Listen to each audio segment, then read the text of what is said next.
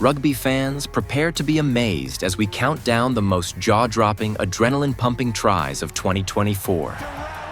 From incredible individual efforts to seamless team play, these moments defined the year in rugby union.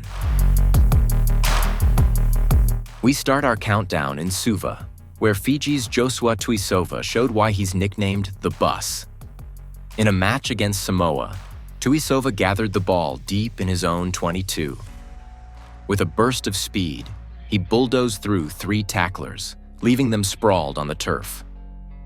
As he crossed the halfway line, the Samoan fullback came across, but Tuisova's perfectly timed handoff sent him flying. With 30 meters to go, 2 covering defenders closed in.